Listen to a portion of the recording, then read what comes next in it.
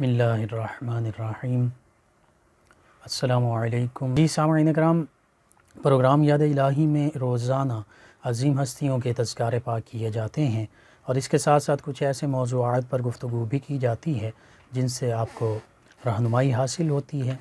آج بھی اہل بیت اطہار علیہم السلام کے ایک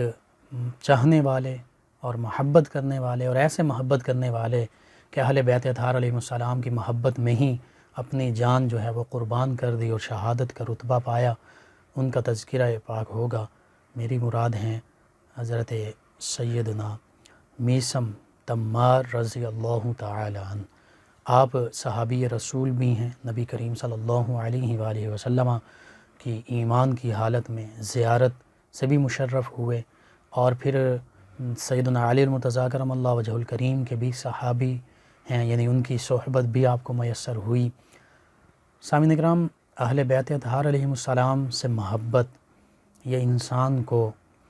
کیسی عظمت عطا کرتی ہیں، اس کی مثال حضرت میثم تمار رضی اللہ تعالی عنہ ہمارے سامنے ہیں۔ اہل بیت اطہار علیہم السلام کی محبت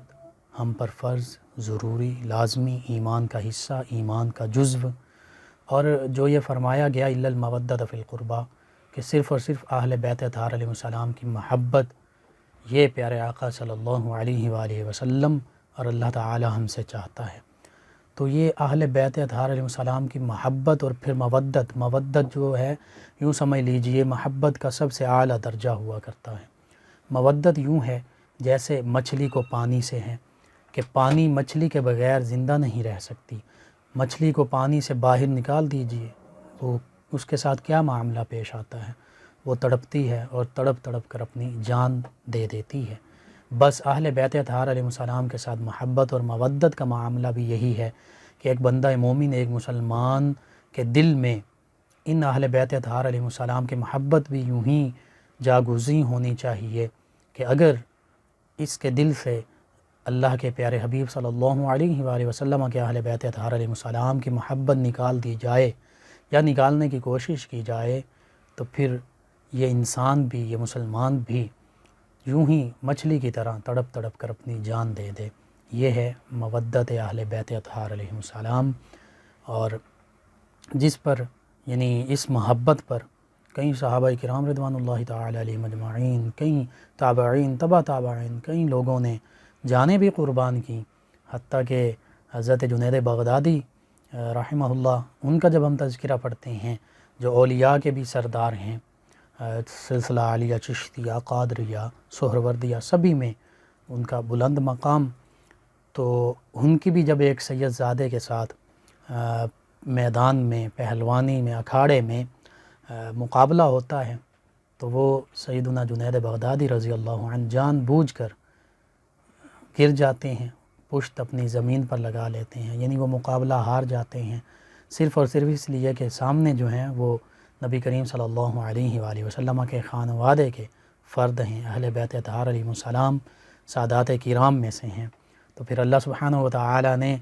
ان کی اس ادا کو یوں پسند کیا کہ وہ پہلے پہلوانوں میں شامل تھے، مقابلے کیا کرتے تھے، دنیاوی جو اکھاڑے کے میدان میں مقابلے ہوتے ہیں، لیکن اللہ سبحانہ وتعالی نے پھر انہیں دین و دنیا، آخرت، ظاہری باطنی تمام جو میدان ہیں ان کا پہلوان، ان کا شاہ سوار بنا دیا، اولیاء کرام کا سردار بنا دیا، حتیٰ کہ ان سے آگے سلاسل طریقت جو ہیں وہ آگے پھوٹے، آگے پھیلے، آگے پھولے۔ تو یہ اہل بیت اطہار علیہ السلام کی محبت اور مودت ہے جو ہم پر واجب اور لازم اور ضروری قرار دی گئی ہے۔ پھر نبی محتشم صلی اللہ علیہ وآلہ وسلم کی کئی احادیث مبارکہ، فرامین مقدسہ اس بارے میں موجود۔ اپنی اولاد کی تربیت جب کرنے لگیں تو پھر فرمایا میرے آپ کے ہم سب کے آقا مولا صلی اللہ علیہ وآلہ وسلم نے کہ ادبوا اولادکم علی ثلاث خصال، اپنی اولاد کو تین چیزوں کی، تین عادات جو ہیں یہ سکھاؤ، تین چیزوں کی عادت ڈالو، ان کے خصائل میں، ان کی فطرت میں شامل ہو جائیں، حب نبیکم وحب اہل بیتی وقراءۃ القرآن۔ وہ تین چیزیں کیا ہیں؟ فرمایا اپنے نبی صلی اللہ علیہ وآلہ وسلم کی محبت اپنی اولاد کے دل میں ڈالو، تمہاری اولاد جو ہے وہ نبی کریم صلی اللہ علیہ وآلہ وسلم کی محبت کا پیکر ہو۔ پھر فرمایا اپنے نبی صلی اللہ علیہ وآلہ وسلم کے اہل بیت اطہار علیہ السلام، ان کی محبت جو ہے یہ اپنی اولاد کی تعلیم اور تربیت میں شامل کرو، گھٹی میں شامل کرو۔ پھر فرمایا کہ قراءت القرآن، قرآن مجید فرقان حمید کی تلاوت جو ہے یہ، اور قراءت جو ہے اور سیکھنا جو ہے یہ تمہاری اولاد کا شیوا بن جائے۔ سامعین کرام، اس پر غور کیجئے، اس حدیث مبارکہ پر۔ نبی کریم صلی اللہ علیہ وآلہ وسلم کی محبت، نبی کریم صلی اللہ علیہ وآلہ وسلم کے خانوادے کی محبت، اور قرآن کریم سیکھنا، تلاوت کرنا، سمجھنا، پڑھنا، آگے پھیلانا، یہ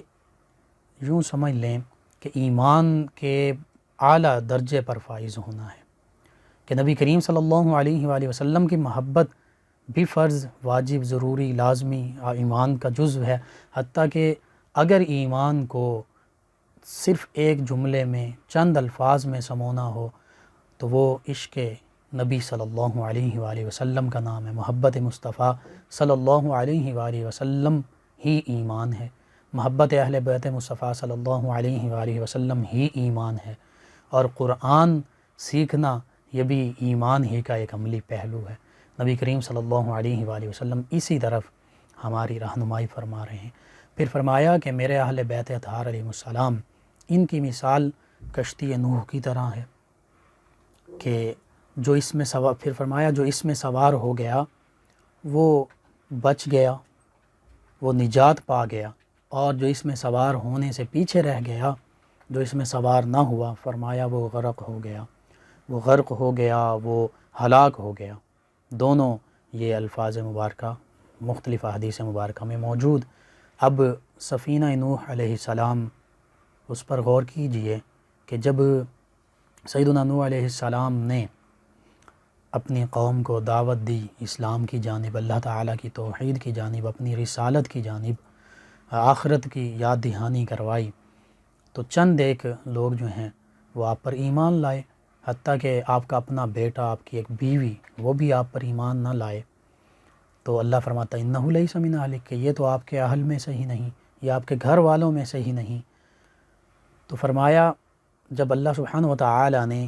اب جو قوم بھی انکار کرتی، منکر ہوتی، نبیوں کی رسالت پر، نبوت پر ایمان نہ لاتی، نبیوں اور رسولوں کی، اور پھر اللہ تعالیٰ کے اس پیغام کی جانب جو انبیاء و مرسلین علیہ السلام لے کر اس دنیا میں تشریف لاتے، کان نہ دھرتی بلکہ انکار کرتی اور مخالف ہو جاتی، تو پھر اللہ سبحانہ و تعالیٰ کا وعدہ آ پہنچتا، یعنی اس قوم پر، اس بستی پر، اس علاقے پر اللہ سبحانہ و تعالیٰ کی جانب سے عذاب کا نزول ہوتا، عذاب الہی نازل ہوتا۔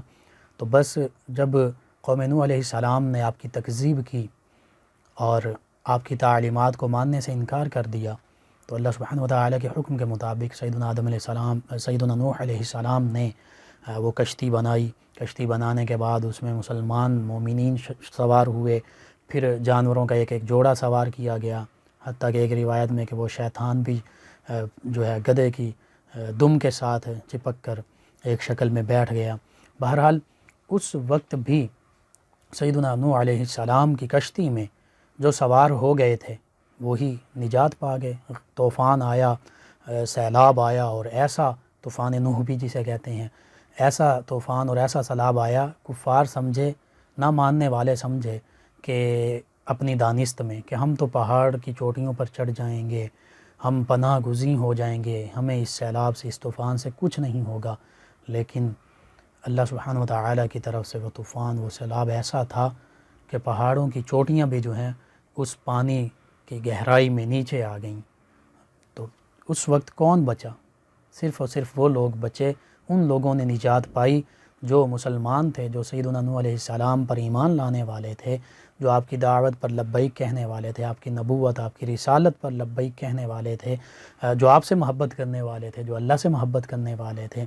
تو پتہ چلا پیارے آقا صلی اللہ علیہ وآلہ وسلم یہی ارشاد فرما رہے ہیں کہ اگر تم نجات پانا چاہتے ہو تو میرے اہل بیت اطہار علیہ السلام یہ کشتی نوح کی مانند ہیں، ان میں سوار ہو جاؤ گے تو جیسے ان کے ماننے والے نجات پا گئے جو کشتی میں سوار ہوئے تھے، تو یوں تمہارا بھی معاملہ ہوگا۔ لیکن اگر تم ان لوگوں کی طرح ہو گئے کہ جیسے سیدنا نوح علیہ السلام کی کشتی میں جو سوار نہیں ہوئے، جو ایمان نہیں لانے والے تھے، جو اللہ اور اس کے نبی علیہ السلام کی تعلیمات کو ماننے والے نہیں تھے، وہ اس کشتی نوح سے پیچھے رہ گئے، اس میں سوار نہیں ہوئے اور وہ غرق ہو گئے، وہ ہلاک ہو گئے۔ تو سامعین کرام، اللہ کے پیارے حبیب صلی اللہ علیہ وآلہ وسلم کتنی خوبصورت مثال کے ساتھ اپنے اہل بیت اطہار علیہ السلام کی محبت، ان کی عظمت، ان کا ساتھ دینا، ان کا احترام اور ان کی مودت ہمارے لیے ارشاد فرما رہے ہیں۔ حتیٰ کہ ایک موقع پر نبی کریم صلی اللہ علیہ وآلہ وسلم نے یہ بھی ارشاد فرمایا کہ جیسے ستارے اہل آسمان کے لیے باعث امان ہیں، یعنی ستارے موجود ہوتے ہیں تو پتہ ہے ہمیں کہ آسمان جو ہے وہ باعث امان اس کے لیے ہیں، آسمان بھی موجود ہے، کائنات بھی، افلاک بھی موجود ہیں۔ ستارے نہ ہوں تو یہ اس بات کی علامت ہوگی کہ آسمان درہم برہم ہو گیا۔ تو فرمایا پیارے آقا صلی اللہ علیہ وآلہ وسلم نے، ستارے اہل آسمان کے لیے باعث امان ہیں اور میرے اہل بیت اطہار علیہ السلام یہ زمین والوں کے لیے باعث امن و سلامتی ہیں، باعث امن و سکون ہیں۔ آج بھی اگر ہم امن، سلامتی، امان، سکون چاہتے ہیں تو پھر اہل بیت اطہار علیہ السلام کے دامن سے وابستہ ہونا پڑے گا، جیسے حضرت میثم تمار رضی اللہ تعالیٰ عنہ وابستہ ہوئے تھے۔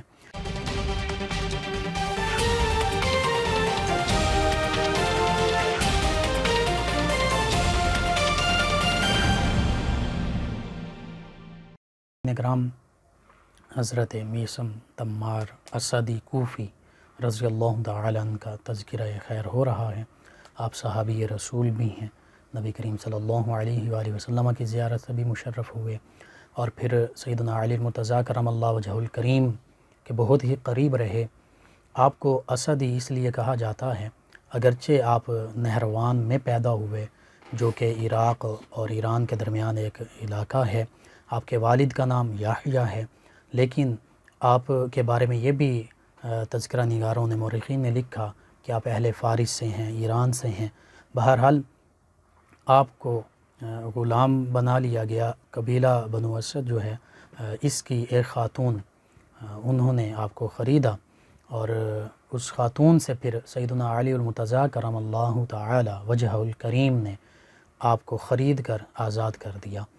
اور سیدنا علی المرتضیٰ کرم اللہ وجہ الکریم نے ان سے ان کا نام پوچھا تو انہوں نے بتایا کہ میرا نام سالم ہے، یعنی غلامی میں آنے کے بعد عرب ہی ناموں کے مطابق اپنا نام یہ تبدیل کیا۔ تو سیدنا علی المرتضیٰ کرم اللہ وجہ الکریم فرمانے لگے کہ مجھے تو نبی کریم صلی اللہ علیہ وآلہ وسلم نے یہ بتایا ہے کہ تمہارا نام میثم ہے، تمہارے والدین نے تمہارا نام میثم رکھا ہے۔ تو اس وقت یہ کہنے لگے کہ بے شک صدق اللہ و صدق رسولہ، اللہ سبحانہ و تعالی، اور یہ بھی بلکہ کہا کہ اللہ کے پیارے حبیب صلی اللہ علیہ وآلہ وسلم اور آپ نے صدق رسولہ و صدق، تو فرمایا کہ کہنے لگے کہ آپ اور اللہ کے پیارے حبیب صلی اللہ علیہ وآلہ وسلم نے بالکل سچ فرمایا، میرا نام میثم ہی ہے۔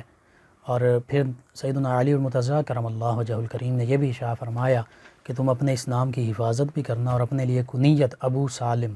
یہ اختیار کرنا۔ پھر سیدنا علی المرتضیٰ کرم اللہ وجہ الکریم کی معیت میں ہی رہنے لگے، اور جب آزاد یہ ہوئے تو آزاد ہونے کے بعد کوفہ کے بازار میں،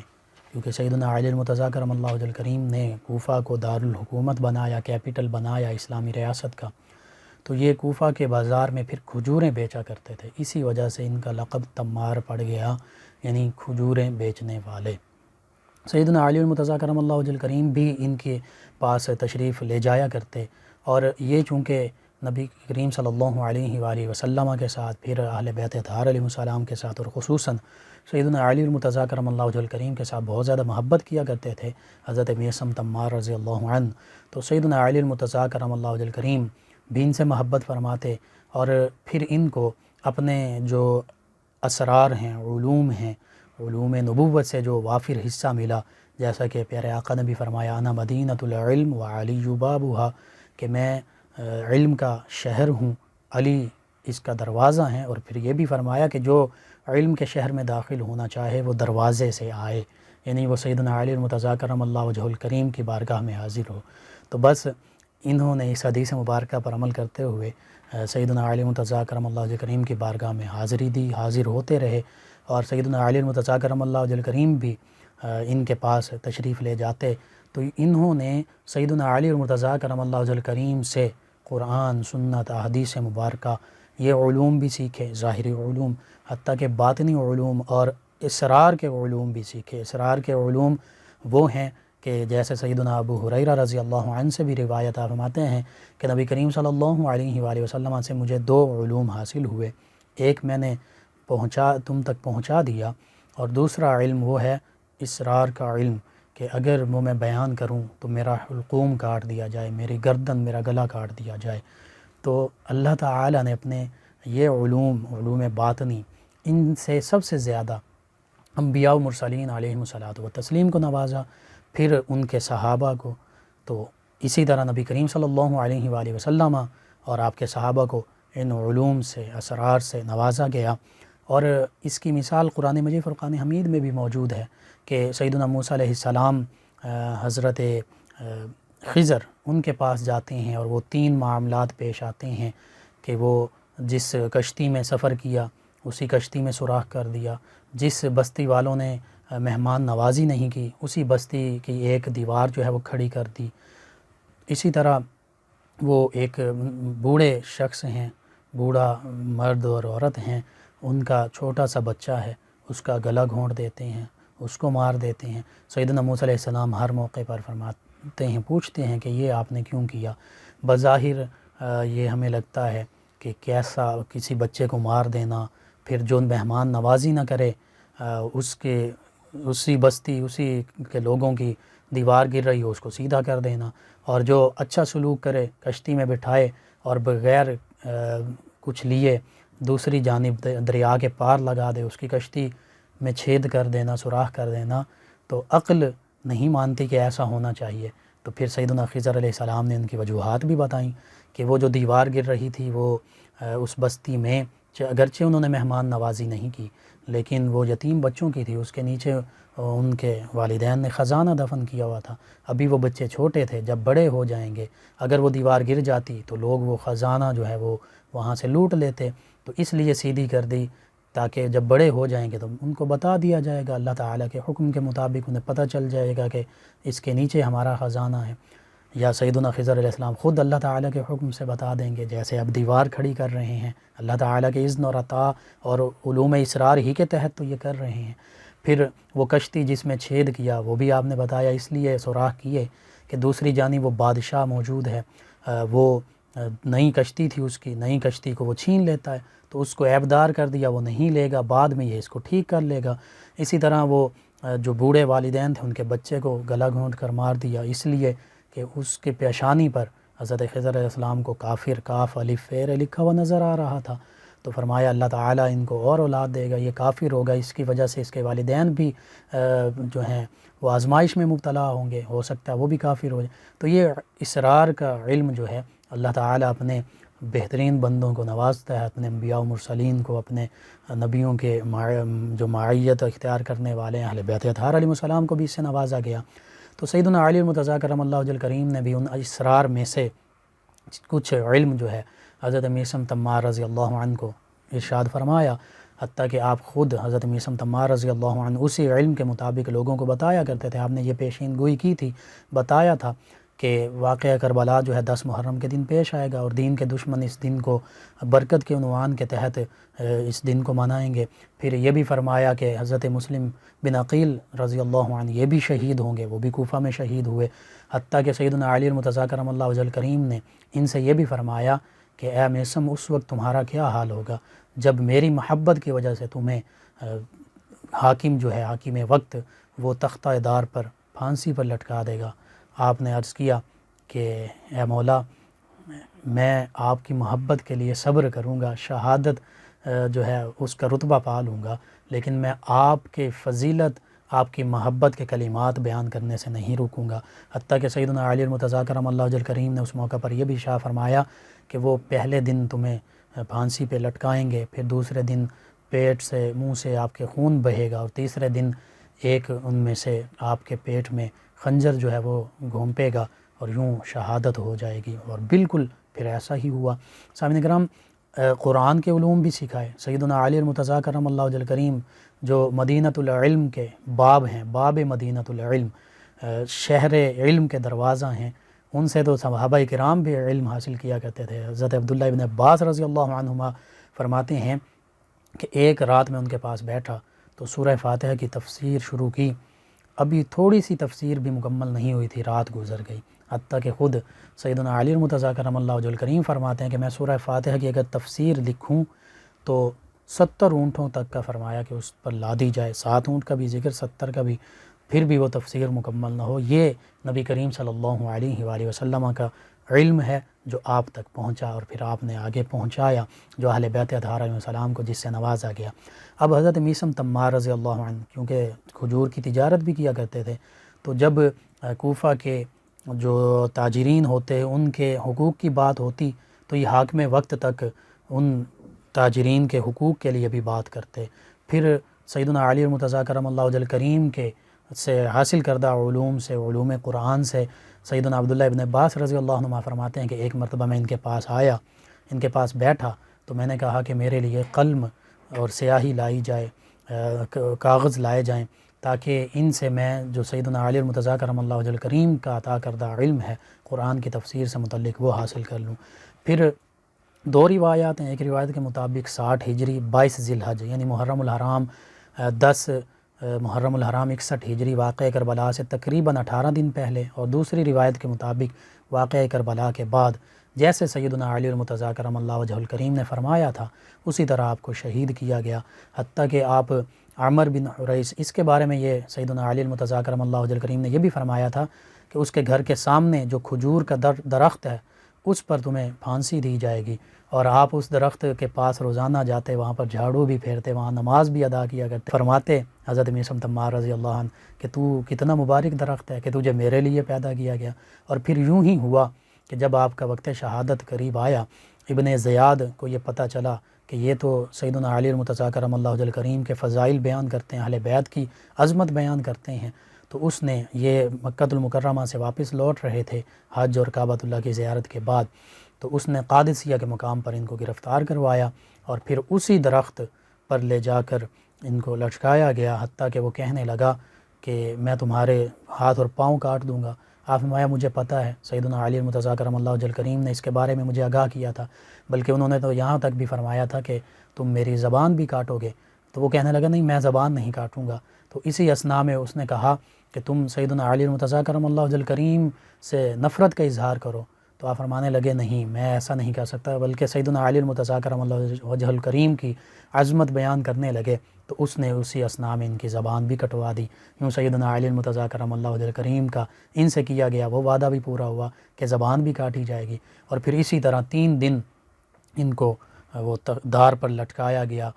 دوسرے دن ان کے منہ سے اور پیٹ سے خون بہنے لگا، تیسرے دن ایک ناہنجار نے ان کے پیٹ میں چھرا بھی گھونپا اور یوں ان کی شہادت ہوئی۔ اور جس مقام پر شہادت ہوئی عمر بن حریث کا جیسے سیدنا علی المرتضیٰ کرم اللہ وجہ الکریم نے فرمایا، یہ اس سے فرمایا کرتے تھے کہ میں تمہارا ہمسایہ بننے والا ہوں، تو وہ اس بات کو سمجھ نہیں سکتا تھا، وہ کہتا تھا، پوچھتا تھا کہ کیا آپ ابن مسعود ان کا گھر خریدنے لگے ہیں، یعنی وہ بھی ان کے ہمسائے تھے کہ وہ گھر خریدیں گے تو میرا ہمسایہ آپ بنیں گے، لیکن اصل بات یہ تھی کہ میں یہاں پر تمہارے قرب میں ہمسائیگی میں میری شہادت بھی ہوگی اور یہیں پر دفن ہوں گا۔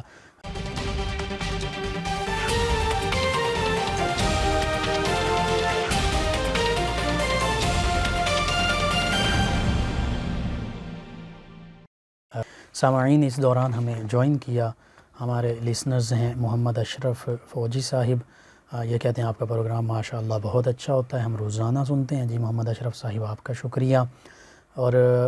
اس کے علاوہ ہیں صوبیہ طاہر صاحبہ، یہ کہتے ہیں السلام علیکم بھائی جان۔ جی وعلیکم السلام، کہتے ہیں آپ مجھے ان ناموں کے معنی بتا دیں۔ جی بینش کا معنی آپ نے پوچھا، یہ ہے عقل مند، دانا، اور سندس جنت کا لباس آپ نے یہ پوچھا ہے۔ جی ان کے علاوہ سامعین ہمیں جوائن کیا شہباز صاحب نے فیصل آباد سے، اور علی شہباز صاحب کہتے ہیں السلام علیکم لقمان بھائی۔ جی وعلیکم السلام ورحمۃ اللہ، کہتے ہیں سر عقیقے کی تفصیل بیان کر دیں۔ جی عقیقہ بچہ جب پیدا ہوتا ہے، چاہے بیٹا ہو یا بیٹی ہو، تو اس کی جانب سے یہ سنت کے طور پر ایک بیٹا ہے تو 2 حصے یا 2 بکرے، بیٹی ہے تو 1 بکرا یا 1 بکری، اس طرح اس کی جانب سے یہ صدقہ کرنا یہ عقیقہ کہلاتا ہے۔ اب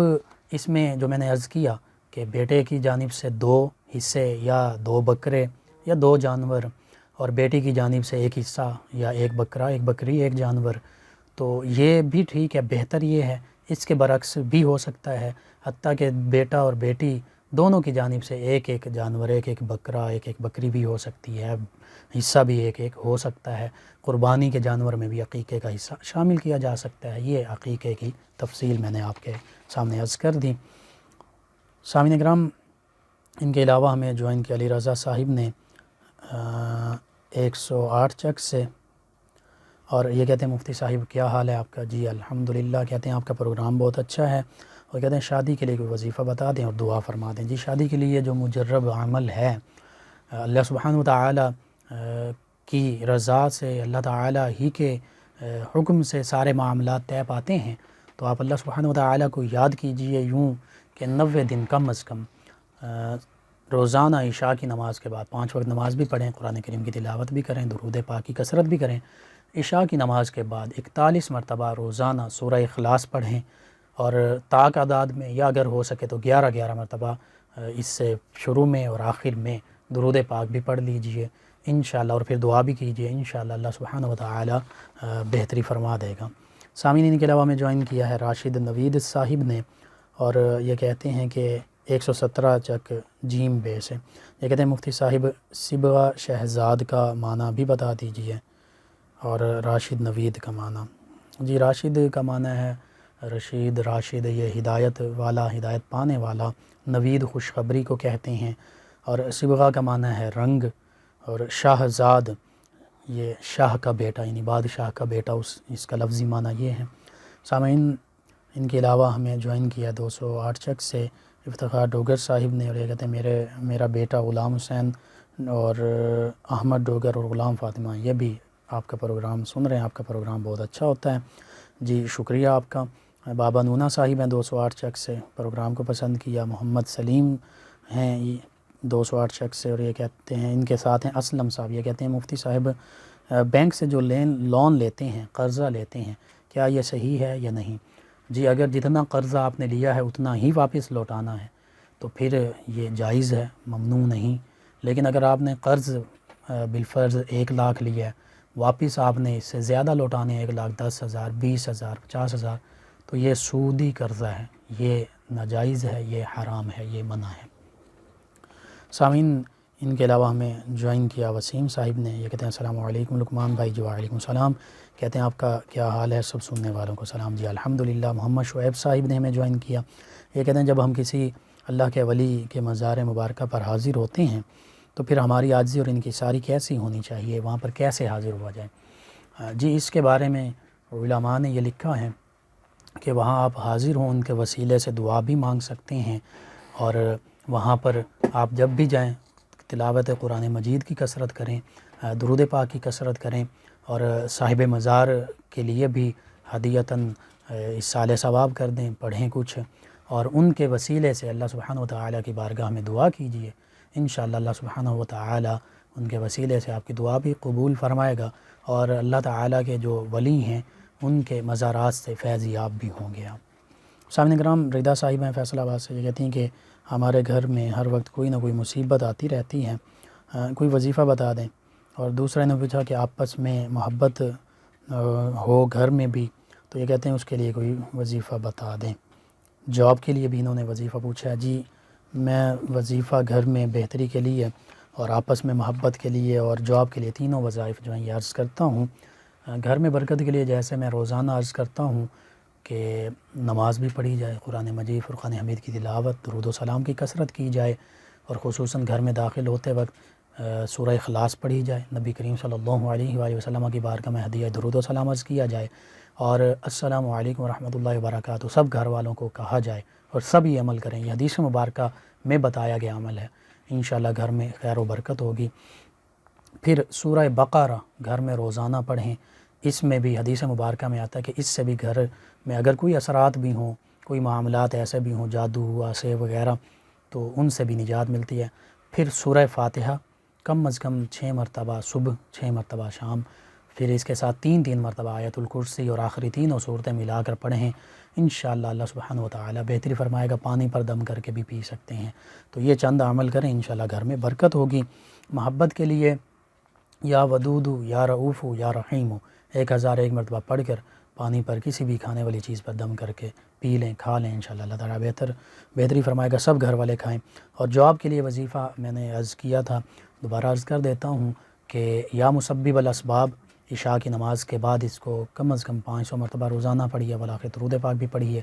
اور اس کے ساتھ اگر ہو سکے 3 نفلی روزے رکھیں، اور صبح کی نماز کے بعد یا اشراق کی نماز پڑھنے کے بعد، صبح کی نماز فجر کی نماز بھی پڑھیں، اشراق کی بھی پڑھیں، تو اس کے بعد 10,000 مرتبہ روزانہ 3 دن تک یا رزاق اس کا ورد کریں. اللہ سبحانہ و تعالیٰ کی بارگاہ میں آج دن کے ساری کے ساتھ دعا مانگی ہے. انشاءاللہ اللہ تعالیٰ آپ کے تمام معاملات بہتر فرما دے گا. سامعین، ان کے علاوہ ہمارے ایک لسنر ہیں، یہ کہتے ہیں کہ آپ نے جگر اور ارکان کے بارے میں جو علاج بتایا تھا اس کو استعمال کرنے کا طریقہ بتا دیں کہ وہ شربت کھانا کھانے سے پہلے پینا ہے یا بعد میں. یہ عمران کمبوہ صاحب ہیں. جی عمران کمبوہ صاحب، وہ شربت جو ہے وہ 1 چمچ صبح دوپہر شام کھانے کے بعد آپ استعمال کر سکتے ہیں. پہلے بھی استعمال کر سکتے ہیں، منع نہیں ہے، بعد میں بھی استعمال کر سکتے ہیں، لیکن عام طور پہ طبی اصول یہ ہے کہ کھانے کے تقریباً آدھا گھنٹہ بعد میڈیسن جو ہے وہ استعمال کی جائے. سامعین، ان کے علاوہ ہمیں جوائن کیا ہے سیف صاحب نے. یہ کہتے ہیں السلام علیکم بھائی. جی وعلیکم السلام. پوری ٹیم کو سلام کہا. کہتے ہیں ماشاءاللہ پروگرام بہت اچھا ہے، اور ساتھ ہی کہا سلام یا حسین. جی بالکل، سیدنا امام حسین علیہ السلام کی بارگاہ میں بھی آپ کے رفقا، تمام شہدائے کربلا، تمام صحابہ کرام، نبی کریم صلی اللہ علیہ وآلہ وسلم، تمام انبیاء و مرسلین کی بارگاہ میں سلام. اور اس کے علاوہ سامعین ہمارے ساتھ ہیں محمد اشرف صاحب. یہ کہتے ہیں السلام علیکم بھائی لقمان، پروگرام بہت اچھا ہے، سن کر ایمان تازہ ہوتا ہے. پوری ٹیم کو سلام. جی وعلیکم السلام. شکریہ آپ کا، تمام لسنرز کا شکریہ. سامعین مریم صاحبہ ہیں، یہ کہتے ہیں لقمان بھائی السلام علیکم، آپ کا کیا حال ہے؟ جی وعلیکم السلام، الحمدللہ. اور حمزہ صاحب ہیں چک 112 سے، یہ کہتے ہیں سر آپ کا حال کیا ہے؟ جی الحمدللہ. اور سامعین اشرف عباس صاحب ہیں سرگودا روڈ سے، یہ کہتے ہیں السلام علیکم. جی وعلیکم السلام. کہتے ہیں ماشاءاللہ پروگرام یاد الہی بہت پیارا پروگرام ہے، اور آپ کا انداز بیان بہت پیارا ہے. اور کہتے ہیں کہ نبی کریم صلی اللہ علیہ وآلہ وسلم کی زندگی سے ہمیں سیکھنے کو بہت کچھ ملتا ہے. جی بالکل، نبی کریم صلی اللہ علیہ وآلہ وسلم ہی ہمارے لیے کمپلیٹ رول ماڈل ہیں، ہمارے لیے اسوہ کامل ہیں. آپ کی سیرت اور کردار پر عمل کریں گے، اور ہر مسلمان جب عمل کرے گا تو انشاءاللہ انفرادی طور پر گھریلو، معاشی تمام معاملات وہ بھی بہتر ہوں گے، اور اجتماعی طور پر پوری امت مسلمہ اگر پیارے آقا کی سنت پر، آپ کے طریقے پر، آپ کے اسوہ پر عمل کرے تو اس دنیا میں بھی کامیابیاں اور کامرانیاں قدم چومیں گی، اور آخرت میں بھی بھلائیاں عطا ہوں گی. سامعین ان کے علاوہ میں جوائن کیا شکیل صاحب ہیں، وقاص صاحب ہیں، غالد گلزار پوری صاحب ہیں، میاں عمر شہزاد صاحب ہیں، سید امتیاز گیلانی صاحب ہیں. آپ سب کا شکریہ، پروگرام کو پسند کیا. چند سوالات رہتے ہیں، انشاءاللہ کل پروگرام میں شامل کریں گے. Please subscribe channel 9 News Web TV and don't forget to click the bell icon. Thanks.